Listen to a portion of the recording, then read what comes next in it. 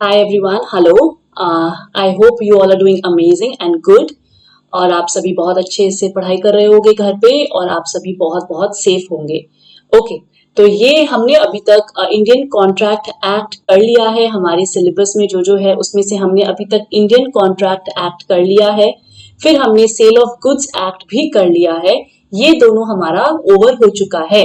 तो आज हम थर्ड चैप्टर जो है हमारा वो स्टार्ट कर रहे हैं, विच इज कंपनीज एक्ट 2013। ये जो चैप्टर है ये हम स्टार्ट करेंगे और इसको डिटेल में ये जो चैप्टर है ये बहुत ही ज्यादा इंपॉर्टेंट है और बहुत ही ज्यादा आप इसमें इजीली स्कोर कर सकते हो बिकॉज बहुत ही छोटा चैप्टर है फॉर नाउ।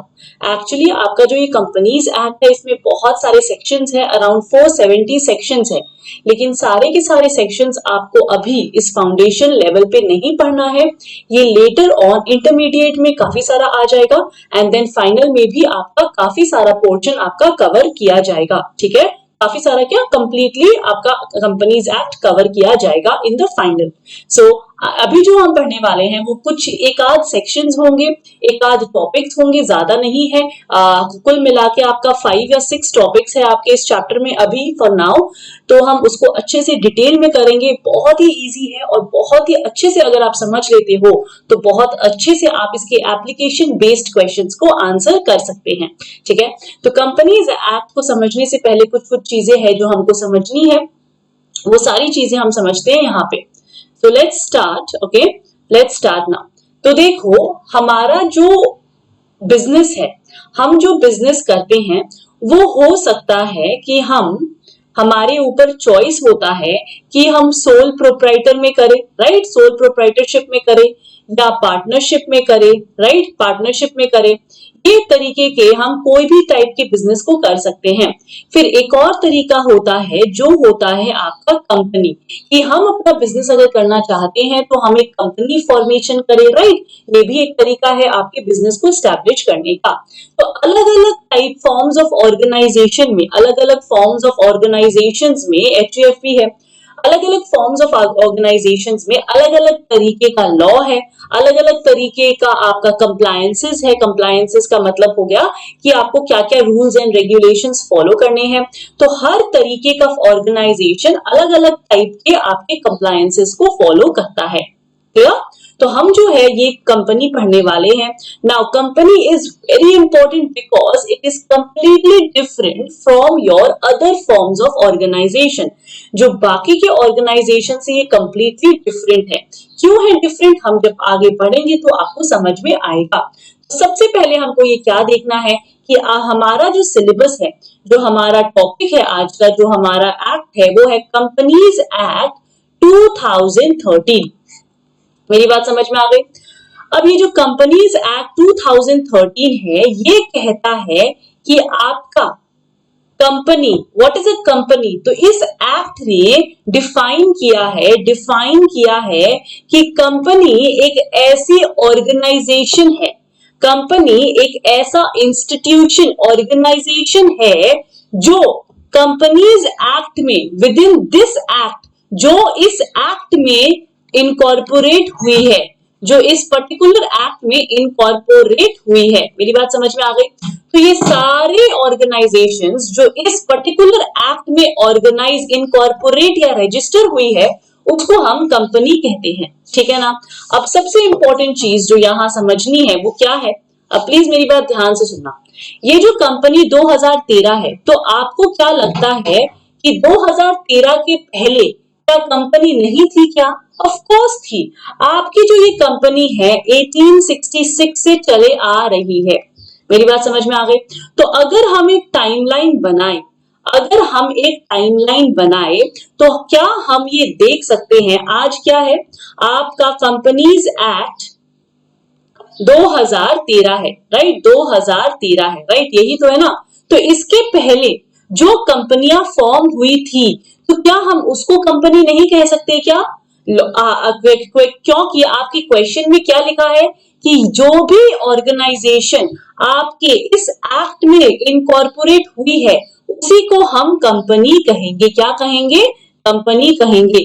तो इसके पहले भी तो कंपनी बनी होगी, इसके पहले भी बहुत सारे एक्ट्स बने थे कंपनी के, जैसे कि फॉर एग्जाम्पल इसके जस्ट पहले था आपका जो एकदम नया था वो था कंपनीज एक्ट 1956। क्या था? कंपनीज एक्ट 1956, ठीक है ना। फिर इसको अमेंड करके एक नया एक्ट बनाया गया जो था आपका 2013 वाला एक्ट, ठीक है। फिर इसके पहले भी था एक 1913 में एक फॉर्म हुआ था कंपनीज एक्ट। फिर आपका एक और था 1982 में आपका था, लेकिन इन दोनों टाइम पे हम कहते थे इंडियन कंपनीज एक्ट। इसका नाम, एक्ट का नाम था इंडियन कंपनीज एक्ट, ठीक है ना। तो ये सारे एक्ट्स भी तो आपके ये 2013 आने से पहले ये सारे एक्ट्स आपके एप्लीकेबल थे। मेरी बात समझ में आ गई? ये सारे एक्ट्स एप्लीकेबल थे बिफोर 2013 केम इनटू एग्जिस्टेंस। तो अब आपका डेफिनेशन देखो प्लीज यहाँ पे कि एज पर आपका जो डेफिनेशन है, आई होप आपको दिखाई दे रहा है, एज पर सेक्शन 2 और सब सेक्शन 20, इसको कहेंगे सेक्शन 2, इसको कहेंगे sub section 20 of companies act 2013, company means a company, wow, company means a company incorporated under this act, which act under act 2013, है ना, कंपनीज एक्ट 2013 और any other previous company law. तो ये वाला सेक्शन को क्यों ऐड किया गया? क्योंकि 2013 के पहले भी आपका कंपनी बना होगा, तो क्या हम उसको इंक्लूड नहीं करेंगे क्या? ऑफ कोर्स करेंगे। तो लॉ ने क्या किया, ये वाला पोर्शन को ऐड कर दिया अपने डेफिनेशन में और क्या कहा कि जो भी कंपनी आपके इस एक्ट के अंदर बनी होगी या फिर पुराने किसी कंपनी लॉ के अंदर बनी होगी, उन सबको हम कंपनी कहेंगे। क्या कहेंगे? कंपनी कहेंगे। लेकिन मैम आपका सवाल होगा, मैम ये कैसा डेफिनेशन हुआ जहां पे आपने ऐसे लिखा कि कंपनी मीन्स अ कंपनी? ये तो बड़ी ही वियर्ड वाली डेफिनेशन हो गई ना। तो इसको और बेटर तरीके से एक्सप्लेन करने के लिए हमको समझना पड़ेगा प्रोफेसर हैने का फीचर्स। प्रोफेसर हैने ने कंपनी का एक डेफिनेशन दिया है, एक तरीके से फीचर्स को लेके कंपनी का जो फीचर है, जैसे फॉर एग्जांपल आपका फीचर क्या है, आपकी 2 आंख है, आपके लंबे बाल है, इस तरीके से आपका फीचर है जो रियलिटी पे बेस्ड होता है। फीचर क्या होता है? रियलिटी होती है, राइट। तो प्रोफेसर हैने ने क्या किया, कंपनी को डिफाइन किया है एज पर इट्स फीचर्स को, ठीक है, इसको हम देखेंगे।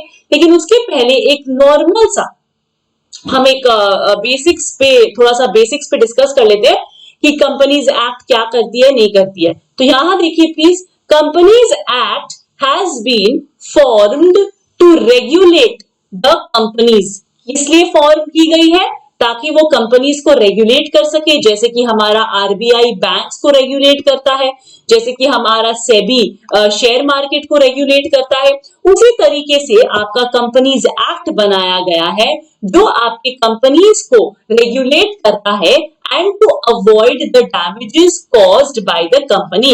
और अगर कोई भी डैमेजेस कंपनी कर देती है तो उसको ताकि हम अवॉइड कर सके, ताकि हम प्रिवेंट कर सके, इसीलिए ये एक्ट फॉर्मेशन किया गया है। It consist of 470 sections. देखो इतने सारे सेक्शंस है, लेकिन फाउंडेशन लेवल में आपको बस कुछ आधा ही पढ़ना है, कुछ थोड़े से पढ़ने हैं। 29 चैप्टर्स है इसके, कितने? 29। 470 सेक्शंस है इसके, 29 चैप्टर्स है और 7 शेड्यूल्स है। क्या है? 7 शेड्यूल्स है। जिसको भी मेरे ये हैंड रिटन नोट्स चाहिए वो प्लीज डिस्क्रिप्शन में दिए गए लिंक को ज्वाइन कर सकता है and I provide all my notes there, okay? All the notes are provided there, so you can join that. तो यहां तक आपको समझ में आया? तो इसके 29 चैप्टर्स और 7 शेड्यूल्स है इस पूरे एक्ट के अंदर। क्लियर? तो यहां तक आपको आई होप बेसिक्स जो है वो आपका क्लियर है। अब मैंने आपको क्या कहा, प्रोफेसर हैने ने कुछ एक डेफिनेशन दिया है कंपनी का based on the features. Based की कंपनी क्या है, क्या करता है, उसके ऊपर डिपेंड करके उसके ऊपर एक डेफिनेशन दिया है ताकि आपको कंपनी का एकदम अच्छे से क्लियर एक व्यू मिल जाए। ठीक है, let's move ahead now. A company is an incorporated association। सबसे पहला वर्ड incorporated, इनकॉर्पोरेटेड का मतलब जो चीज रजिस्टर की गई हो, जो चीज रजिस्टर की गई हो under the act, under which act, under companies act, समझ में आया, 2013, इसके अंदर वो रजिस्टर की गई हो। इनकॉर्पोरेटेड एसोसिएशन मतलब क्या हो गया, group of people, group of people, बहुत सारे लोग होते हैं, ग्रुप ऑफ मेंबर्स होते हैं, सब मिलके एक कंपनी को फॉर्म करते हैं और उसको इनकॉर्पोरेट करते हैं अंडर द एक्ट। ठीक है, तो पहला पॉइंट समझ में आ गया आपको। नेक्स्ट पॉइंट देखो, it is an artificial person, very important point, very very important point, it is an artificial person. मतलब क्या हुआ, आप, मैं, हम सभी इस दुनिया में जो जी रहे हैं, जो लिविंग है, जो भी लिविंग है, वो कहीं ना कहीं से नेचुरली बॉर्न हुए हैं। हम सब नेचुरली पैदा हुए हैं ना, किसी ने हमें क्या मिट्टी से बनाया है क्या, नहीं, हम ना नेचुरली बॉर्न हुए हैं, तो हम हो गए नेचुरल पर्सन। लेकिन जिसको किसी इंसान को क्रिएट करना पड़े, ऐसी चीजें जो क्रिएट करनी पड़ती है, मतलब बनी नहीं है, बनानी पड़ती है, तो यहां पे आप लिख सकते हैं जो चीज बनी नहीं है उसको बनानी पड़ती है, बनानी पड़ती है, ऐसे चीजों को हम क्या कहते हैं, ऐसे आर्टिफिशियल पर्सन, हम इसको आर्टिफिशियल कहते हैं, न कि नेचुरल। तो कंपनी को हम एक पर्सन क्यों कहते हैं, इसमें भी एक ट्विस्ट है, हम बताएंगे, लेकिन सबसे पहले यहां देखो कि आर्टिफिशियल क्यों है। आर्टिफिशियल इसलिए है because it is not naturally born, it is created by law. Please यहां देखना, ये आपका लॉ से क्रिएट किया गया है, लॉ ने इसको क्रिएट किया गया, लॉ ने इसको क्रिएट किया है, इसीलिए इसको आर्टिफिशियल कहते हैं। ओके, अब पर्सन क्यों कहते हैं, पर्सन कहने का इसीलिए कारण है because it have it has a separate legal entity।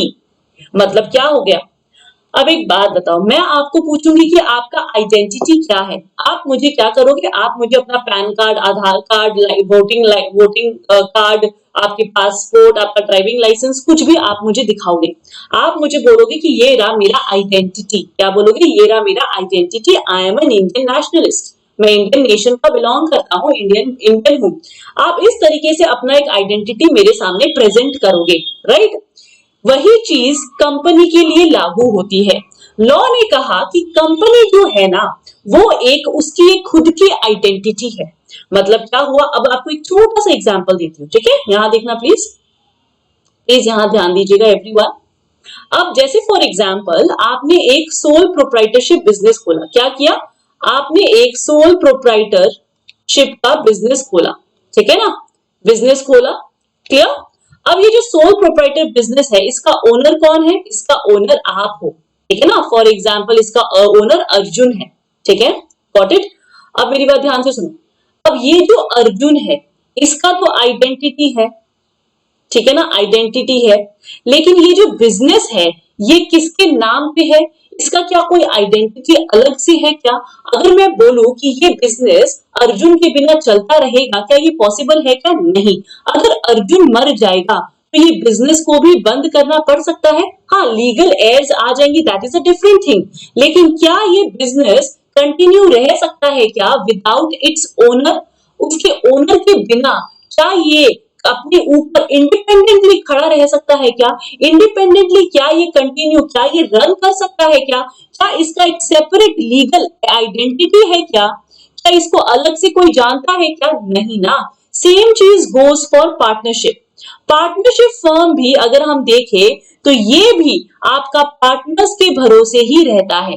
अगर पार्टनर्स नहीं रहेंगे तो पार्टनरशिप भी नहीं रहेगा, आपको पता है ना। अगर प्रोप्राइटर नहीं रहेगा तो प्रोप्राइटरशिप बिजनेस नहीं रहेगा, अगर पार्टनर नहीं रहेगा तो पार्टनरशिप बिजनेस नहीं रहेगा, ये आपको भी बहुत अच्छे से पता है, मेरी बात समझ में आ गई। लेकिन लॉ ने कंपनी को एक आइडेंटिटी दे दी, जैसे आपका पैन नंबर होता है, आपका खुद का एक पैन नंबर है ना, परमानेंट जो नंबर होता है, जो वो आपका एक नंबर है।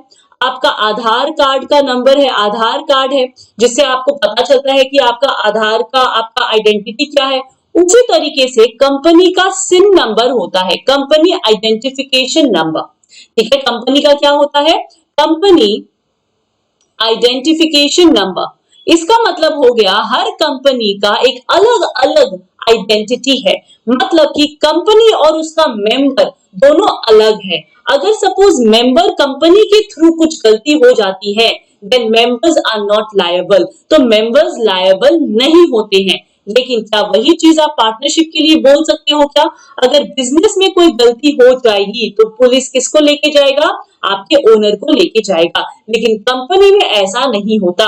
अगर कंपनी के नाम से किया गया कोई चीज हो जाए, वो गलत हो जाए, तो पुलिस क्या करेगी? वो ओनर को लेके नहीं जाती है, because company is completely different from its members. अब वो जो कॉर्पोरेट व्हील वगैरह है वो हम पढ़ेंगे, उसमें नहीं जाते हैं, पहले मेन फोकस करते हैं to understand the basics of the company. ठीक है ना? तो कंपनी क्या है? उसका कंपनी का मेंबर से कंप्लीटली एक डिफरेंट आइडेंटिटी है। मेंबर एक अलग कंपनी, एक अलग इंसान है, और कंपनी भी एक अलग इंसान है। मेरी बात समझ में आई? एक और चीज सुनो। अब अगर सपोज एक कंपनी है ABC, ठीक है, इस कंपनी में 3 मेंबर्स हैं। कौन कौन? मिस्टर A, B और C।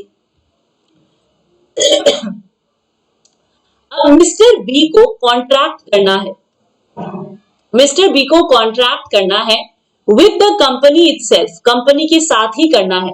तो क्या मिस्टर बी कर सकता है क्या? यस, कर सकता है। क्यों?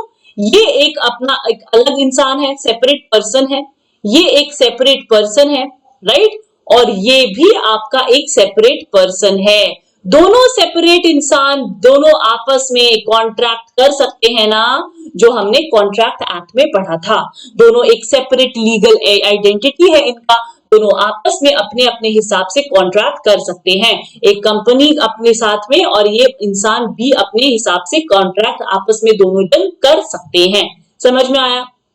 तो यहां देखो, it is an artificial person having separate legal identity with perpetual succession। perpetual succession का मतलब continuous, लिखो continuous, मतलब if members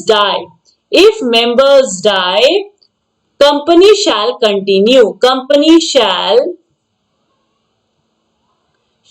कंटिन्यू। समझ में आया? मेंबर मर भी जाए, मेंबर आए जाए, को पार्टनरशिप किसी कंपनी किसी और को चली जाए, मेंबर्स नहीं रहे, जो भी, कंपनी आपकी कंटिन्यूअस रहती है। It is a perpetual succession and has a common seal, and has a common seal. Common seal का मतलब क्या हो गया? जैसे आपका सिग्नेचर है ना, आपका एक अपना सिग्नेचर है ना, पैन कार्ड में आपने एक सिग्नेचर किया होगा, बैंक्स में जाते हो आप अपना एक सिग्नेचर देते हो, वो आपका ऑथराइजेशन होता है कि आपने ऑथराइज कर दिया। एक तरीके से आपका ऑथराइजेशन का वो एक पार्ट होता है। उसी तरीके से कंपनी एक डिफरेंट आर्टिफिशियल पर्सन है, तो वो कैसे साइन करेगा? क्या कंपनी साइन कर सकती है क्या? नहीं ना। तो कंपनी को एक स्टैंप दिया जाता है कि लो भाई साहब, आप साइन नहीं कर सकते, आपका तो हाथ नहीं है, आपकी जो फिंगर्स नहीं है, तो आपको हम एक स्टैंप दे देते हैं जिसको हम कहेंगे कॉमन सील कहेंगे। और अगर आपको साइन करना हो डॉक्यूमेंट्स में तो आप क्या करोगे? आप अपने एजेंट के थ्रू आप वो थप्पा उधर लगवा सकते हो, स्टैंप उधर लगवा सकते हो। एजेंट कौन हुआ? एजेंट हुआ आपका डायरेक्टर्स, मेंबर्स, जो भी कंपनी को चलाती है, जो ऑपरेट करती है। मेरी बात समझ में आ गई? तो कॉमन सील का मतलब क्या हो गया? एक तरीके से official signature, official signature of the company. ठीक है ना? आगे डिटेल में करेंगे, लिखने की जरूरत नहीं है। Official signature of the company, ये सारी बातें लिखी हुई है मेरी। ठीक है, समझ में आया? अब यहां तक आई होप आप सभी को एकदम क्लियर है, कोई भी डाउट नहीं है। अभी तक हमने जो भी कंपनी के बारे में आपको एक ग्लैंस मिल गया होगा व्हाट इज अ कंपनी, और कंपनी के बारे में आगे हम क्या क्या पढ़ने वाले हैं एक तरीके से समझ में आया होगा। Let's move further with the features of the company. Very important, इसमें क्या है? कंपनी का एक सेपरेट लीगल एंटिटी है, जो मैंने अभी अभी आपको समझाया था कि कंपनी का एक सेपरेट लीगल एंटिटी है। ये आपको पता है कि ये क्या चीज है। ठीक है, ओके, लेट्स स्टार्ट नाउ। इसमें एक बहुत इंपॉर्टेंट केस स्टडी भी है। जो भी केस स्टडीज मैं आपको इस चैप्टर में पढ़ाऊंगी, it is very important because हर में से every exam has at least one case study from this chapter, या फिर उसके बेस्ड पे एप्लीकेशन क्वेश्चंस तो आता ही है। तो लास्ट टाइम भी मैंने जो जो टॉपिक्स बताए थे कंपनी से वही वही टॉपिक्स आए हैं मोस्टली। तो आई होप इस बार भी जब मैं बताऊंगी एग्जाम के पहले please prepare them very well. तो ये वाला चीज जो है वो बहुत ही इंपॉर्टेंट है आपका, जो भी मैं अभी आपको पढ़ाने वाली हूँ आगे। और इससे तो आता ही है क्वेश्चन, फीचर से आता ही है। Okay sorry. नाउ कंपनी का क्या है, नंबर वन फीचर है कि it is a separate legal entity, जो मैंने आपको ऑलरेडी बताया है कि क्या होता है, लेकिन इसको डिटेल में करते हैं। Company is clothed with a legal personality, मतलब कि कंपनी को ना हम एक लीगल पर्सनालिटी दे देते हैं। आप बोलोगे मैम कंपनी तो एक इंसान नहीं है, लेकिन हमने उसको आर्टिफिशियल इंसान की तरह देखा है। हमने कहा है कि इसके ऊपर हम एक चादर लगाएंगे, क्लोथ करेंगे इसको विद अ लीगल पर्सनालिटी, कि इसकी अलग एक पर्सनालिटी है। इसको मेंबर से हम नहीं जोड़ सकते, इसको इसके मेंबर से अलग रखेंगे। कंपनी एक डिस्टिंक्ट आइडेंटिटी कंपनी की है। Clear? Has its distinct identity, इसकी एक अलग आइडेंटिटी है, सेपरेट आइडेंटिटी है, खुद की एक अलग पहचान है from that of its natural members, मतलब कि जो जीता जागता इंसान है, जो उसका मेंबर है, जो एज अ एजेंट काम करता है उसके लिए, या जो भी एज अ शेयर होल्डर है, उससे हम उसको नहीं कंपेयर करेंगे, उससे हम उसको नहीं जोड़ेंगे, इसका एक अलग आइडेंटिटी माना जाएगा। क्लियर? मतलब कंपनी अगर चाहे तो उसके ही मेंबर को सू कर सकता है। क्या ये पॉसिबल है पार्टनरशिप में? अगर पार्टनरशिप फर्म चाहे तो क्या कोई पार्टनर को सू कर सकता है? क्या नहीं। पार्टनर एक दूसरे को सू कर सकता है, लेकिन क्या पार्टनरशिप फर्म सू कर सकता है? क्या नहीं। लेकिन कंपनी में कंपनी चाहे तो वो अपने मेंबर्स, डायरेक्टर्स, किसी को भी सू कर सकता है, दूसरे में कंपनी को भी सू कर सकता है। मेरी बात समझ में आ गई ना? अगर कंपनी चाहे तो वो अपने नाम पे किसी और कंपनी को भी सू कर सकता है, अपने नाम पे वो किसी और अपने खुद के मेंबर्स को सू कर सकता है, अपने खुद के डायरेक्टर्स को वो सू कर सकता है। तो उसका एक पावर दिया गया है उसको, जस्ट लाइक ह्यूमन। ठीक है? फिर क्या है? It has same rights, it has same rights and powers of that of human beings। जैसे ह्यूमन का पावर होता है ना कि वो खुद का डिसीजन ले सकता है, वो क्या कर सकता है, वो सिग्नेचर्स कर सकता है, वो कॉन्ट्रैक्ट में एंटर कर सकता है, फिर वो किसी को भी सू कर सकता है, वो कोई भी चीज ओन कर सकता है, कोई भी चीज को सेल कर सकता है। वो सारे राइट्स किसके पास है? कंपनी के पास है। Company has the same rights and powers of that of human beings. ठीक है ना?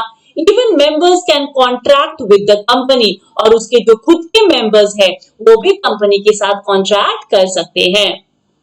बराबर? एकदम समझ में आया ना? Now a company is capable to owning लिखा है, सॉरी फॉर द हैंडराइटिंग या man. Company is capable to owning, enjoying and disposing the property in its own name। खुद के नाम से वो ओन कर सकती है, वो इंजॉय कर सकती है अपना खुद का प्रॉपर्टी को, डिस्पोज कर सकते हैं। आप बोलोगे मैम इंजॉय क्या, सोफा ओन कर रहा है, सोफा के ऊपर बैठ के टीवी देखेगा? नहीं, वो कंपनी है, टीवी कैसे देखेगा? लेकिन उसके नाम पे है तो वो अपना पूरा राइट्स उस कंपनी के साथ, वो जो भी वो ओन करती है, जो भी प्रॉपर्टी वो ओन करती है, उन सब के साथ वो क्या कर सकती है, जो मन चाहे कर सकती है। ठीक है ना? Disposing the property in its, disposing का मतलब selling the property in its own name, ये सारी चीजें वो कर सकती है। क्लियर हुआ ना? बराबर एकदम। ना अब हम आपको एक केस स्टडी पढ़ाएंगे, अब मैं आपको एक केस स्टडी पढ़ाऊंगी, that is your Macaura versus northern assurance company limited 1925। तो इस केस स्टडी को प्लीज एकदम अच्छे से हाईलाइट कर दीजिए और जल्दी से मूव ऑन करते हैं कि इस केस स्टडी में हुआ क्या था। ठीक है? अब मेरी बात ध्यान से सुनना, एकदम स्टोरी की तरह समझना है, और जो भी मैं अभी करवाऊंगी इसको आपको नोट करना है, ताकि एग्जाम के टाइम पे आपको केस स्टडीज में एकदम इजी हो जाए। हालांकि मैं एक अलग से क्लास दूंगी रिवीजन लेक्चर्स में, जहां पे मैं सारे केस स्टडीज डिस्कस करती हूँ कंपनी एक्ट के, तो वो मैं करूंगी, लेकिन अभी फिलहाल के लिए आपको नोट करना बहुत जरूरी है, तो नोट करते रहना मेरे साथ साथ। तो हुआ क्या था, मकाउरा था, ठीक है, वॉज द होल्डर, मकाउरा मतलब एम। ये क्या था, इसके पास एक टिम्बर कंपनी थी। क्या थी? टिम्बर कंपनी थी, एक टिम्बर कंपनी थी। ये मकाउरा क्या था ना, इसके पास सारे शेयर्स थे, ऑल द शेयर्स है, holes held almost all the shares of timber company except one. सिर्फ एक शेयर ये होल्ड नहीं करता था, बाकी सारे शेयर्स ये होल्ड करता था, ठीक है ना। और ये इसका टिम्बर कंपनी का क्रेडिटर भी था। तो एक और लिखो, ये टिम्बर कंपनी का क्या था, क्रेडिटर भी था, वॉज क्रेडिटर, मतलब कि टिम्बर कंपनी को इसने पैसे दिए होंगे या इससे सामान लिया होगा, तो टिम्बर कंपनी को इसने सामान दिया होगा, तो टिम्बर कंपनी को इसको पे करना था। तो टिम्बर कंपनी के लिए ये क्या था, क्रेडिटर था, was creditor of timber company. समझ में आया, इतना समझ में आया ना। तो मतलब बेसिकली ये जो था, ये शेयर होल्डर भी था, एक तरीके से कंप्लीट ओनर भी था एक तरीके से, और ये क्या था, ये टिम्बर ये क्रेडिटर भी था। क्लियर, मेरी बात समझ में आ गई। अब आगे देखो हुआ क्या। अब इसने क्या किया, इसने अपने टिम्बर का, इसके पास टिम्बर्स पड़े थे,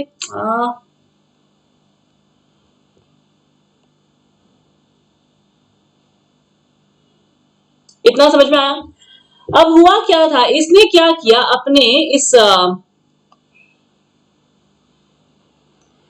इसने इंश्योरेंस करवाया टिम्बर का। सुनना अच्छे से मेरी बात, इसने क्या किया, इसने इंश्योरेंस करवाया।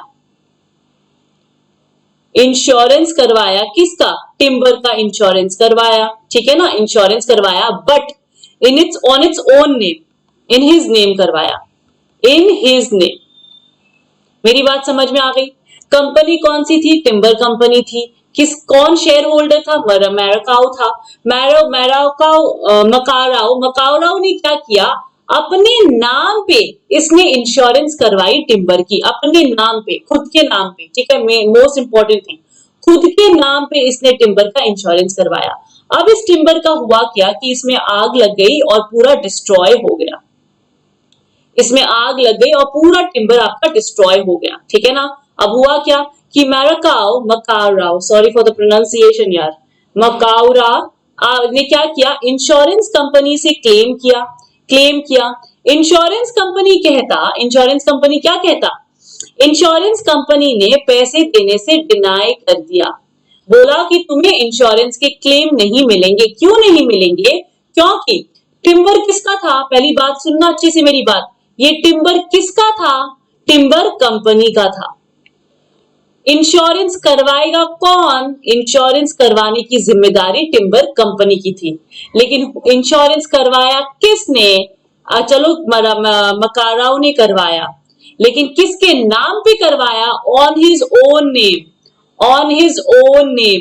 भले ही पूरा शेयर होल्डिंग इसका हो, भले ही पूरा का पूरा ओनरशिप इसका हो, लेकिन फिर भी अगर इंश्योरेंस लेना था कंपनी के आइटम्स का, ये गुड्स किसका है, कंपनी का है, टिम्बर किसका है, कंपनी का है, इंश्योरेंस लेना था किसका, टिम्बर का, जो कंपनी का है, तो कौन लेगा वो इंश्योरेंस, वो इंश्योरेंस लिया जाएगा कंपनी को लेना पड़ेगा अपने नाम पे। मकाराओ अपने नाम पे इंश्योरेंस नहीं ले सकता, एम अपने नाम पे इंश्योरेंस नहीं ले सकता, तो इंश्योरेंस एजेंट्स ने कहा, तो क्या हेल्ड हुआ, प्लीज हेल्ड लिखना, it was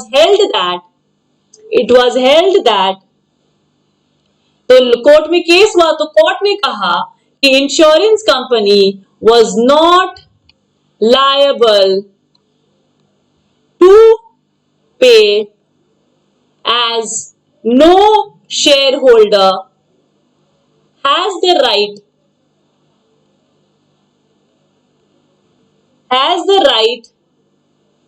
to any property or item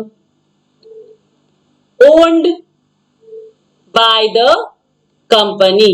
मेरी बात समझ में आ गई। For he has no legal interest in them।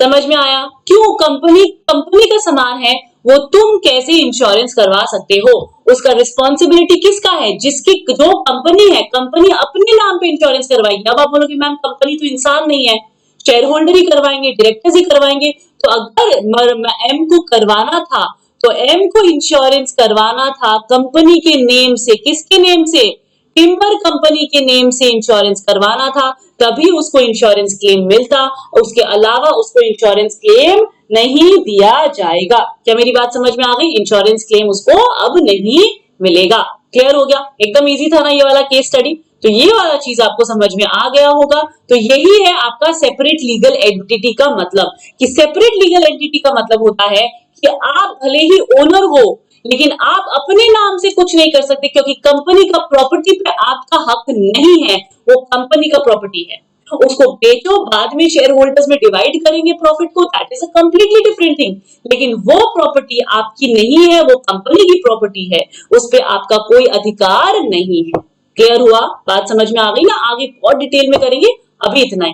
Now perpetual succession का मतलब क्या होता है? मैंने आपको कहा परपेचुअल का मतलब होता है कंटिन्यूअस। क्या होता है? कंटिन्यूअस। सक्सेशन का मतलब चलते रहता है, कंटिन्यूअसली ये गोज ऑन, कंटिन्यूअस है ये गोज ऑन रहता है, ठीक है ना। सिंस लॉ क्रिएटेड, इसको पैदा किसने किया? पैदा किसने किया? लॉ ने पैदा किया। तो मारने का हक किसका है? लॉ का है। तो लॉ कहती है कि मैंने इसको पैदा किया है तो इसको मार भी मैं ही सकती हूं और कोई नहीं। Since law created the company, only law and only law can bring an end to its life. मतलब कि कंपनी को अगर खत्म करना है तो वो लॉ के तरीके से ही खत्म होगा, उसको कोई और तरीके से आप खत्म नहीं कर सकते। इसका मतलब क्या हुआ मैम? इसका मतलब हुआ कि मेंबर्स जो है कंपनी के, शेयर होल्डर्स जो है कंपनी के, वो आए जाए डजंट मैटर, मे डाई और चेंज, वो मर जाए या चेंज हो जाए डजंट मैटर, कंपनी का existence is not affected by the death और इंसॉल्वेंसी ऑफ इट्स मेंबर। तो कंपनी का जो एग्जिस्टेंस है वो इसके मरने पे, मेंबर के मरने पे या मेंबर की इंसॉल्वेंसी पे डिपेंड नहीं करता है, वो अपना चलते रहेगा। वो अपना आइडेंटिटी लेके बैठा है, वो अपना इंडिपेंडेंटली खड़ा है, उसको मैटर नहीं करता कौन मेंबर है, कौन है नहीं है, उसको मैटर नहीं करता। क्या इसमें दो पॉइंट्स और ऐड करिए।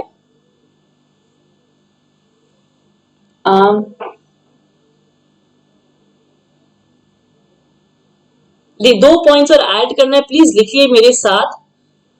आई होप नोट्स तो आपको मैं दे ही देती हूँ, आप साथ साथ में लिख सकते हैं। Company will cease to exist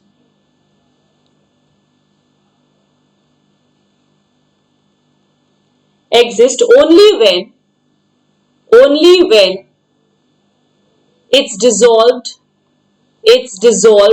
का मतलब वो खत्म हो जाता है, लिक्विडेशन हो जाता है, dissolved और वाउंड अप उसको बंद कर देते हैं, लीगली तरीके से बंद करते हैं, मतलब लॉ की तरीके से बंद करते हैं, तो ही वो खत्म होता है। और एक और पॉइंट लिखो इसके अंदर प्लीज, यहां कहां लिखे, एक और पॉइंट लिखो यहां पे, shares can be transferred to anyone. तो कहीं भी आप शेयर्स को ट्रांसफर करो, डजंट मैटर, कंपनी तो आपकी चलती रहेगी भाई साहब, ठीक है ना। नाउ लिमिटेड लायबिलिटीज को समझने के लिए प्लीज यहाँ पे अटेंशन कीजिए, बहुत इंपॉर्टेंट है ये समझना। आप लोगों का इसका कॉन्सेप्ट ही नहीं बना होगा अभी तक, आई कैन टेल यू। आपको पता जरूर है लिमिटेड का मतलब कि मैम, लायबिलिटी का मतलब कि कितना पेमेंट करना होगा, कितना उसका लायबिलिटी बनता है, और लिमिटेड का मतलब कि लिमिटेड बनता है, अनलिमिटेड का मतलब कि बनते रहता है, लायबिलिटी उसका अनलिमिटेड है। ये मेरे को पता है, आपको पता है, बट इसका डिटेल्स में आपको समझने की बहुत ज्यादा जरूरत है। अब मेरी बात ध्यान से सुनना, यहाँ पे बहुत ही ज्यादा इजी है, बहुत ही ज्यादा इजी है, एकदम ध्यान से सुनिए। अब देखो होता क्या है, आपका कंपनी है, ठीक है ना। कंपनी के अंदर अब क्या होगा, कंपनी के अंदर इसके शेयर होल्डर्स होंगे, कौन होंगे, इसके शेयर होल्डर्स होंगे, है ना, जो कंपनी के मेंबर्स होते हैं, राइट। और कौन होंगे, इसके डायरेक्टर्स वगैरह जो ऑपरेट करते हैं, डायरेक्टर्स, एम्प्लॉइज जो आपके ऑपरेट वगैरह करते हैं, तो ये आपके अलग हो गए, इसको छोड़ो। अब now please understand, share holder कौन होते हैं? शेयर होल्डर एक तरीके से ओनर्स होते हैं ना, एक तरीके से ओनर्स ऑफ द कंपनी होते हैं ना, मतलब कि इनको प्रॉफिट्स जाती है कंपनी की, प्रॉफिट्स जाती है, प्रॉफिट्स किसको जाती है, शेयर होल्डर्स को जाती है ना, लास्ट में सारे डिवाइड करते हैं, ठीक है।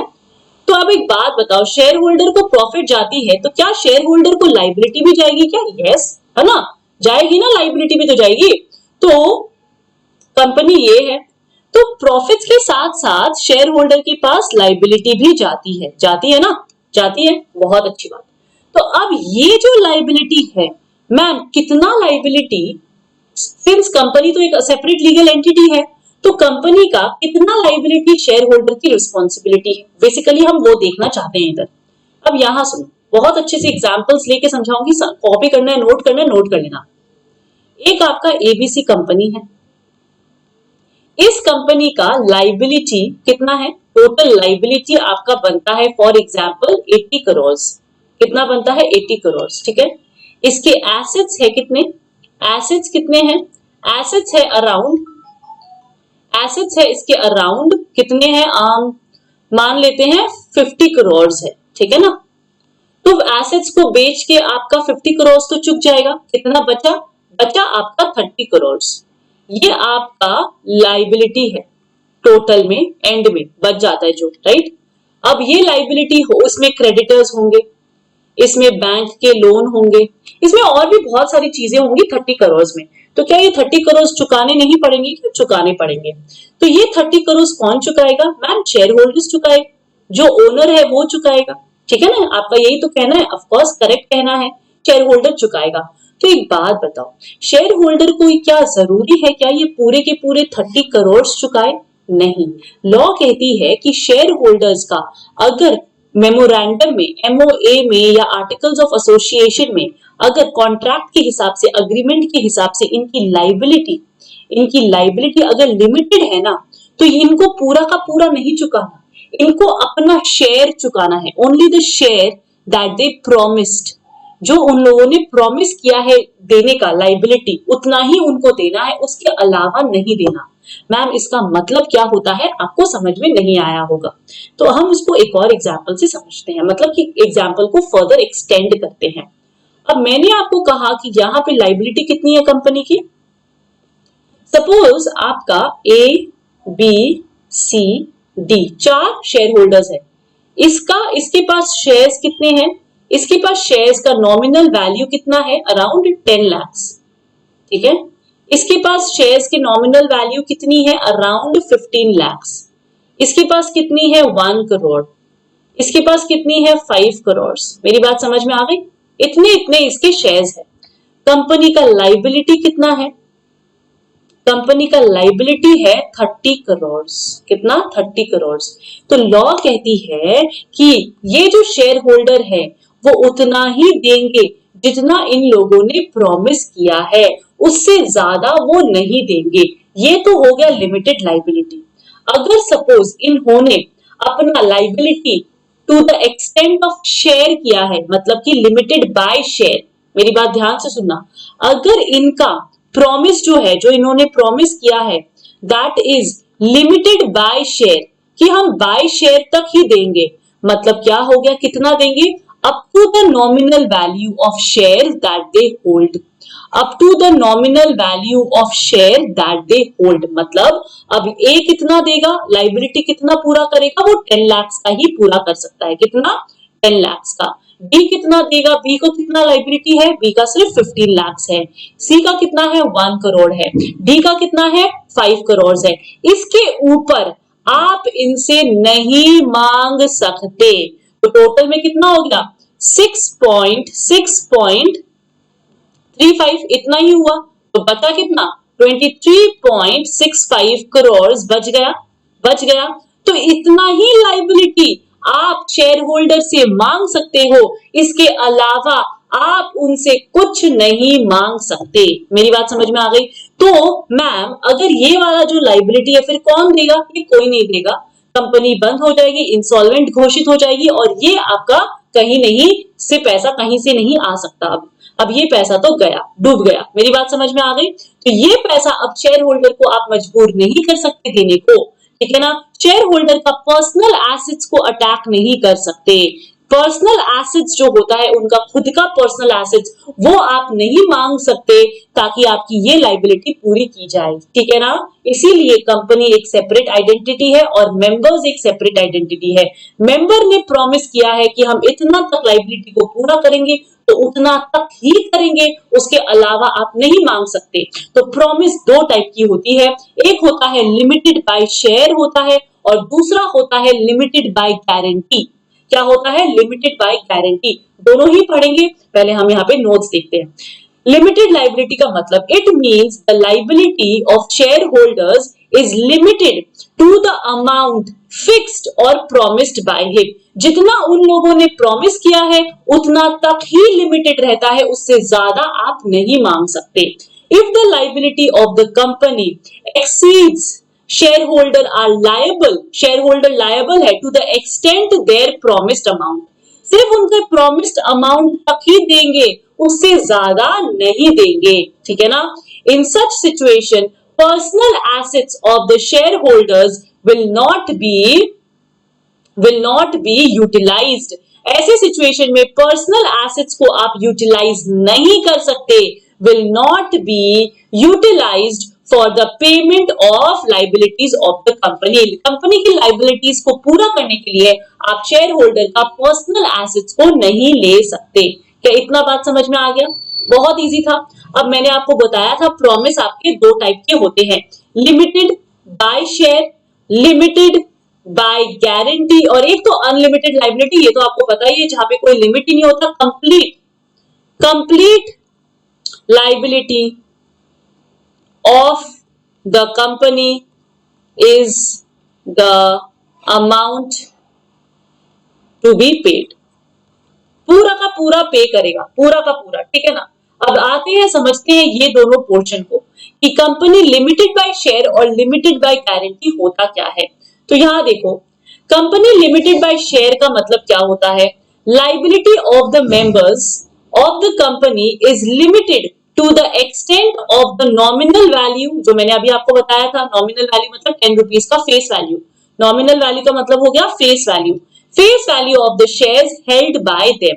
जितना का शेयर्स उनके पास है उतना का ही आपको पेमेंट करना है, उससे के अलावा आपको कुछ नहीं देना है। अब एक और बात सुनो, सपोज फॉर एग्जाम्पल ए है, ए के पास 5000 शेयर्स है, कितने? 5000 शेयर्स है एट द रेट ऑफ 10, ठीक है। इस 10 को जो कंपनी है वो एप्लीकेशन मनी, आपने किया है ना, कंपनीज अकाउंट किया होगा, एप्लीकेशन मनी में 2 रुपीज लेते हैं, फिर अलॉटमेंट में आप 3 रुपीज लेते हो, फिर आप फर्स्ट कॉल में 3 रुपीज लेते हो, 6, 7, 8, 9, 10, फिर फाइनल कॉल में आप 2 रुपीज और लेते हो। ऐसे करके आपने 10 रुपीज रिकवर किया। आपको पता है, आपने डिबेंचर्स, आपने शेयर वो क्वेश्चंस किया होगा अकाउंट्स में, अभी भी आपके सिलेबस में है, आई होप सो आपने वो किया होगा। तो अब देखो होता क्या है कि कंपनी का ये दोनों अमाउंट तो कंपनी ए दे देता है, 2 रुपीज और 3 रुपीज तो दे देता है, 5 रुपीज दे देता है। उसके बाद कंपनी इंसॉल्वेंट होने लगती है, कंपनी का लाइबिलिटीज इंक्रीज हो जाता है और कंपनी लिक्विडेशन में आ जाती है। कब आ जाती है? लिक्विडेशन में। तो अब उसको क्या करना है, उसको क्रेडिटर्स को पैसे देने हैं, क्रेडिटर्स को पैसे देने हैं ना। अब होगा क्या, चलो लिक्विडेशन में नहीं भी आती है तो भी कभी भी मांग सकते हैं, तो उसको क्रेडिटर्स को पैसे देने हैं पैसे। अब होता क्या है, तो अब आप बोलोगे कि मैम तो ए से कितना पैसा ले सकता है, ए से अब वो उसने 5 रुपए तो ऑलरेडी दे रखे हैं ना, 5 रुपए तो उसने ऑलरेडी दे रखे हैं, अब और एक्स्ट्रा कितना ले सकता है लाइबिलिटी को देने के लिए? सिर्फ ये बचा हुआ पैसा, अनपेड, इसको बोलते हैं अनपेड शेयर। तो जो अनपेड शेयर की वैल्यू है ना, उतना ही वो उससे मांग सकते हैं, आस्क कर सकते हैं, उसके अलावा कुछ और नहीं मांग सकते। मतलब पूरा 10 रुपीज उसको देना है, तो उसने ऑलरेडी 5 रुपीज तो पे कर दिया, तो बाकी के जो बचे हुए पैसे हैं जो अभी तक ड्यू नहीं हुआ है, नॉट ड्यू येट, तो वो खाली पैसा मांग सकते हैं और उसको लौटा दे सकते हैं। बाकी इससे ज्यादा 10 रुपीज से ज्यादा पैसा नहीं मांग सकते आप ए से। इसी को कहते हैं लिमिटेड बाय शेयर। क्लियर? तो देखो इसी को मैंने लिखा है यहाँ पे, share holder can not be asked to pay more than the unpaid value of the share. जो अनपेड वैल्यू था शेयर का, उससे ज्यादा आप शेयर होल्डर से नहीं मांग सकते। क्लियर एकदम। नेक्स्ट चलते हैं, company limited by guarantee. Guarantee का मतलब हो गया कि इनकॉर्पोरेशन के टाइम पे, इनकॉर्पोरेशन के टाइम पे जब मेंबर बने थे, जब मेंबर बनने के टाइम पे, मेंबर बनने के टाइम पे आपने गारंटी दी थी, आपने प्रॉमिस किया था। क्या किया था? आपने प्रॉमिस किया था, लेकिन वो प्रॉमिस ध्यान से सुनो, आपने ये प्रॉमिस किया कि when company will wind up और लिक्विडेट, ये वाला वर्ड याद कर लेना, इन दो सिचुएशन में ही खाली, only in these two situations आपने ये प्रॉमिस किया कि जब कंपनी बंद हो जाएगी तब अगर जरूरत पड़ेगी तो मैं आपको ये फिक्स्ड अमाउंट दूंगा। एक अमाउंट फिक्स किया उसने कि मैं ये फिक्स्ड अमाउंट आपको लाइबिलिटीज पूरा करने के लिए दे दूंगा। मेरी बात समझ में आ गई? वापस से रिपीट कर रही हूं, जब आप मेंबर बन रहे थे उसी टाइम आपने प्रॉमिस किया था कि जब कंपनी बंद की जाएगी तो मैं उसी टाइम, जब कंपनी बंद होने का सिचुएशन आ जाएगा, तब अगर कोई भी क्रेडिटर्स को पैसे देने होंगे, कोई भी लाइबिलिटीज पूरा करना होगा, तो मैं एक फिक्स्ड अमाउंट गारंटी करता हूं, एक्स्ट्रा दूंगा, इतना अमाउंट एक्स्ट्रा मैं आपको दूंगा, उसको कहते हैं company limited by guarantee.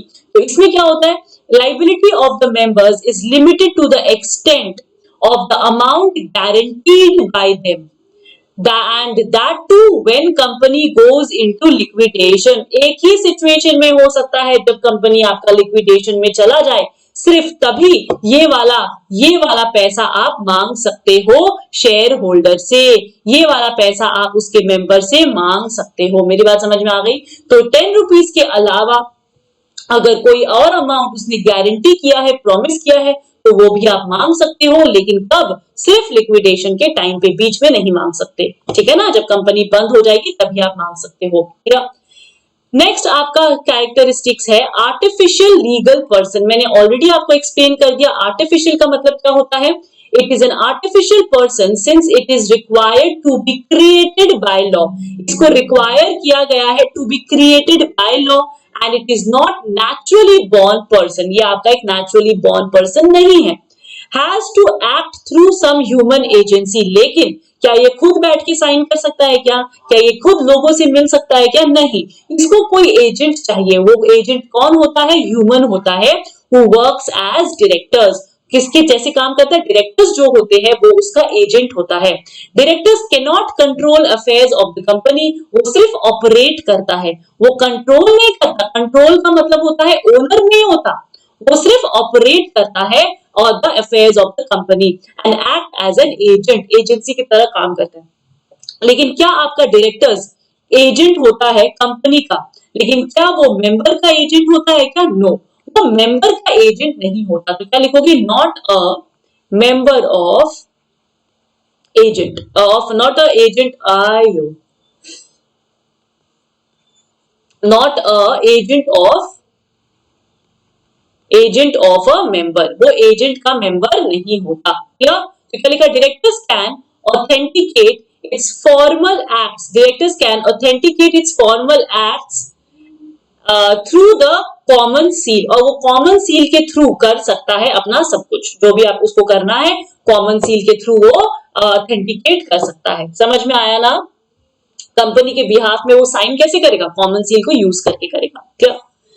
Next करते हैं common seal. Last topic for the day है कॉमन सील। मैंने बोला था ऑफिशियल सिग्नेचर, लिखा हुआ है it is the official signature of the company. ये क्या है? एक ऑफिशियल सिग्नेचर है कंपनी का, which is affixed by the officers and employees of the company. जो उसके ऑफिसर्स और एम्प्लॉइज उसको यूज करते हैं।